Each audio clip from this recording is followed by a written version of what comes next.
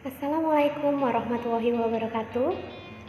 Semoga kalian masih bersemangat belajar bersama Bu Fitri. Nah, kali ini Bu Fitri akan menjelaskan jenis-jenis manusia purba yang ada di Indonesia. Nah, anak-anakku, kalian bisa membuka buku kalian, buku paket kalian tentang manusia purba, atau menyimak dari Bu Fitri. Bu Fitri akan menjelaskan secara perlahan-lahan agar kalian semua mengerti. Fosil manusia sebagian besar ditemukan di Jawa.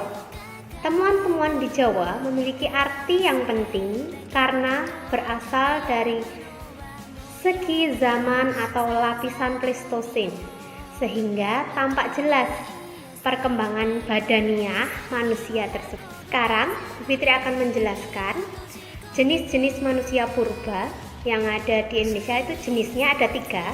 Yang pertama, Meganthropus. Yang kedua, Pithecanthropus. Yang ketiga, Homo. Bu Fitri akan menjelaskan masing-masing jenis dari tadi yang sudah Bu Fitri sebutkan. Yang pertama adalah Meganthropus. Meganthropus berasal dari 2 kata, mega yang artinya besar dan tropus yang artinya manusia. Jadi Meganthropus berarti manusia besar.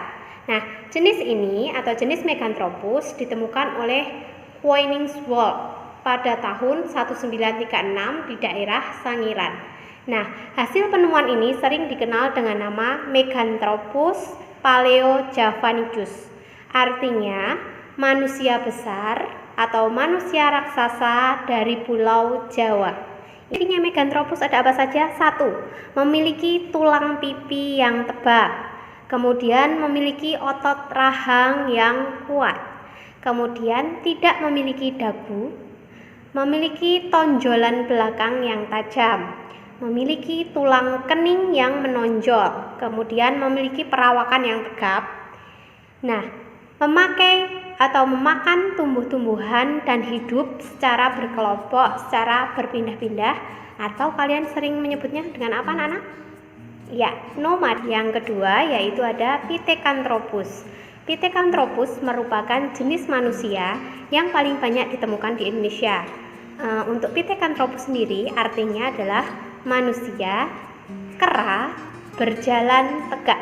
Jadi Pithecanthropus itu artinya manusia kera yang berjalan tegak. Untuk ciri-cirinya dari Pithecanthropus tadi ada berbadan tegap, kemudian memiliki alat pengunyah yang kuat, tinggi badan sekitar 165 sampai 170, berat badannya sekitar 100 kg, kemudian makanannya masih kasar dengan sedikit dikunyah. Hidup diperkirakan sekitar 1 juta sampai dengan setengah juta tahun yang lalu. Nah, untuk manusia Pithecanthropus ini atau manusia kera ini ditemukan oleh siapa? Anak-anak, ada yang sudah tahu? Ditemukan oleh Eugène Dubois. Nah, untuk Pithecanthropus itu ada jenis-jenisnya lagi. Ada Pithecanthropus erectus yang ditemukan oleh Eugène Dubois di Trinil. Kemudian ada Pithecanthropus mojokertensis, kemudian yang ditemukan oleh von Koenigswald di Mojokerto, Jawa Timur. Kemudian ada Pithecanthropus robustus, artinya manusia kera yang kuat, itu ditemukan oleh von Koenigswald di Bengawan Solo. Nah, kemudian kita lanjut ke yang ketiga, yaitu ada jenis manusia purba Homo. Ya, Homo merupakan manusia purba terakhir yang ditemukan di Indonesia.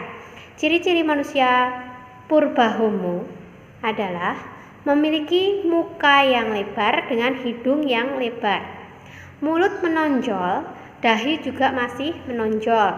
Kemudian bentuk fisiknya sudah seperti manusia, sekitar tingginya 130 sampai 210 cm.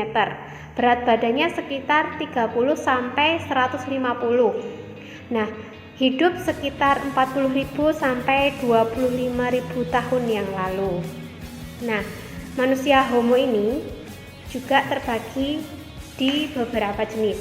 Jenis-jenis Homo yang ditemukan yaitu ada Homo soloensis, yaitu Homo yang ditemukan di Ngandong atau Lembah Bengawan Solo pada tahun 1931 sampai 1934. Nah, penemunya sendiri adalah Terhar atau Oppenau. Nah, kehidupan Homo sendiri lebih maju dengan berbagai alat untuk memenuhi kebutuhan dan mempertahankan hidup dari ancaman. Jadi sudah mulai pintar, atau dikatakan Homo ini manusia yang lebih pintar daripada manusia kera sebelum-sebelumnya. Nah, yang jenis selanjutnya ada Homo wajakensis. Homo wajakensis ditemukan oleh Eugene Du Bois di Desa Wajak. Nah, fosil ini ditemukan pada tahun 1989 di Desa Wajak, Tulungagung, Jawa Timur. Nah, menurut Eugene Du Bois, Homo wajakensis ini diperkirakan menjadi nenek moyang dari ras Australoid yang merupakan penduduk asli Australia. Nah, kemudian ada Homo sapiens, jenis manusia purba yang memiliki bentuk tubuh yang sama dengan manusia sekarang. Mereka telah memiliki sifat seperti manusia sekarang, kehidupan mereka sangat sederhana dan hidup mengembara. Berapa, kelasnya apa, jangan sampai salah. Nah, untuk anak IPS, jadi IPS 1, 2, 3, dan 4, ini soalnya sama, jadi nomor absennya saja yang harus kalian cermati. Untuk anak IPS, absen 1 sampai dengan 5 itu menjelaskan pengertian Meganthropus. Jadi Meganthropus itu arti namanya apa, ditemukan oleh siapa, kemudian ditemukan di mana, itu absen 1 sampai 5. Kemudian yang absen 6 sampai 10 itu mencari ciri-ciri Meganthropus atau ciri-ciri manusia kera jenis Meganthropus. Selanjutnya absen 11 sampai dengan 15 menjelaskan tentang Pithecanthropus. Pithecanthropus itu artinya apa, ditemukan di mana, oleh siapa, dan sebagainya. Nah, lanjut ke absen 16 sampai dengan 20 menjelaskan tentang ciri-ciri atau jenis-jenis Pithecanthropus. Itu ada Pithecanthropus apa saja, jenis-jenisnya, kemudian penemunya siapa, ya, dan ditemukan di mana. Kemudian absen 21 sampai dengan 25 menjelaskan pengertian Homo. Jadi Homo itu artinya apa, ditemukan di mana, ciri-cirinya apa. Itu untuk absen 21 sampai 25. Kemudian absen 26 sampai dengan 30 menjelaskan tentang jenis-jenis Homo. Jadi Homo itu jenisnya ada berapa, penemunya siapa, ditemukannya di mana. Nah, untuk absen 30 sampai terakhir, jadi untuk 30 sampai dengan terakhir itu mencari tahu tentang manusia liang buah. Nah, yang khusus absen terakhir ini karena Bu Fitri belum menjelaskan, jadi kalian bisa cari di internet atau googling ya. Terus kalian jawab, semuanya ada di kolom komentar yang ada di bawah. Nah, itu untuk anak-anakku. Nah, untuk anak IPA, tugasnya adalah nomor absen 1 sampai dengan 10 itu mencari informasi tentang jenis-jenis manusia purba Meganthropus.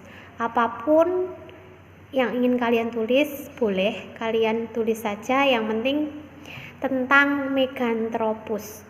Kemudian absen 11 sampai dengan 20 kalian cari informasi apa saja tentang manusia purba jenis Pithecanthropus. Nah, kemudian absen 21 sampai terakhir itu kalian mencari tahu informasi tentang manusia purba jenis Homo. Nah, untuk mengerjakannya, jangan sama dengan temannya ya. Jadi kalian pasti memiliki asumsi sendiri atau apa yang ingin kalian tulis tentang manusia purba itu tidak harus sama. Jadi terserah kalian.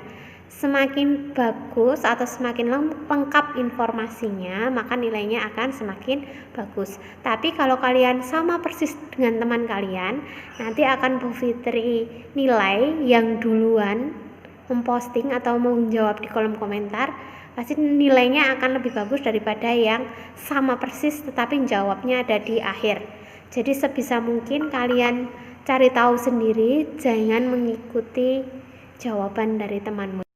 Oke, demikian pembelajaran sejarah tentang jenis-jenis manusia purba di Indonesia.